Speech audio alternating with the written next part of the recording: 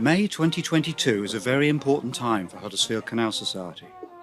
Not only is it 21 years since the Huddersfield Narrow Canal was reopened, but it marks a new start for the Society with the public launch of our state-of-the-art electric boat. Led by Mike McHugh, the project has been several years in the making. The vision was to create a 12-person craft which could be pollution-free in operation and cater for anyone by incorporating a wheelchair lift. Working with boat skippers Terry Lomas and Eric Walls, Mike developed a detailed brief that would meet the Society's requirements in all respects. This involved the team in a lot of research and discussion with a number of potential boat builders until they found one which shared the vision. It's a tribute to the dedicated work of the project team and the fit-out skills of Brazel Boats that the finished article meets the exact requirements of the Society and is sure to impress all who cruise in her. We decided to make a short film in celebration, so come along for the ride. My name's Alan Stouffer, I'm the chair of the Huddersfield Canal Society.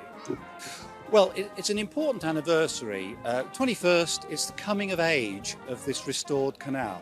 Going back to 1974, when the Canal Society was started, it was seen as the impossible restoration. The centres of Slathwaite and Stalybridge and two mill buildings that were built over the canal in Huddersfield all had to be reopened. And this took a lot of money. Thankfully, we had the National Lottery on our side, and there were those English partnerships who dealt with regeneration. They put funds in as well.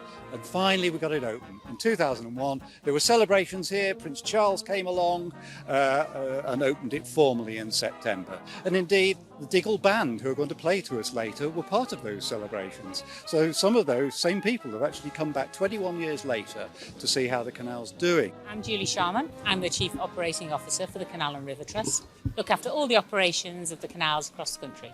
Well, it's a real special event today, a sort of family day, but also the main thing for today is launching the new electric boat, which has been funded by the Huddersfield Narrow Canal Society, and it's going to be running up and down, bringing people to this wonderful place, Standedge Tunnel.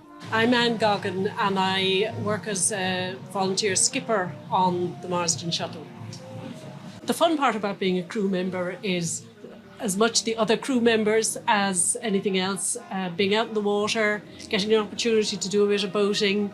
And then the other part that's really fun is all the people who come on the boat. I mean, they're coming because they're about to have 15 minutes of enjoyment of just the waterways, and they always come. Everybody who comes on is in a good mood. My name is Robbie Cumming and I live on a narrowboat and film my adventures travelling around the entire system. And I managed to get from making YouTube videos all the way up to making my own series of the BBC4, and I've got 3 series of that. It's to sort of usher in hopefully a new age of younger people getting involved with the canals, certainly supporting regeneration projects such as this one, and keeping it all going really. And yeah, also here for the beer as well. Thank you so much for having me here. Without the work of the Huddersfield Canal Society, I wouldn't be able to do what I do and making videos about it. So thank you all so much, and I hope you remember this 21st birthday celebration better than I did my own. So here we go, cutting the ribbon. You ready? I'm going to get the sound effect of it as well.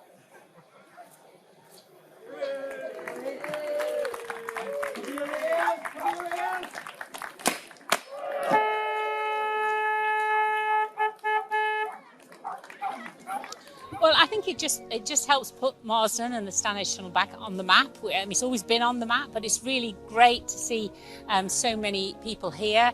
It's also celebrating the carbon neutral side. You know, it's an electric boat, so it's sending a real clear message that canal boating and being on the waterways can also be carbon neutral, which is fantastic. The people who had the vision to get the e-shuttle ordered and going here this year have been fantastic. And the e-shuttle, it's such a pleasure to drive. It's silent, it's environmentally friendly, it's a beautiful boat, it steers very well, and it really is proving very popular.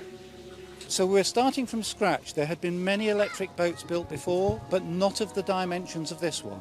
We wanted to get it the right length to include a lift for disabled people to use. We made it a little bit longer because it was the only way we could comply with renewed legislation. Those are the sorts of challenges, and the team who've worked on it for us in the Canal Society have been amazing. They've worked with a hull builder and then a boat builder it's called Brazel Boats at Garstang, and they've been magnificent. I couldn't imagine how many people there should be here. The site was just covered. But yeah, it's just great to see, like, most people were local, but a lot have travelled from further afield, so it's great. There are times when, without the help of Canal River Trust and societies like the Huddersfield Canal Society, just none of this would be there in the first place. You know, they're the ones that have spearheaded regenerations like this, and this is why I'm here today, because I owe everything to them. The Huddersfield Canal Society, you know, have made it possible for me to come through this part of the country. We're absolutely dependent on people volunteering to crew the boat. It wouldn't go any day if we didn't have the crew to do it.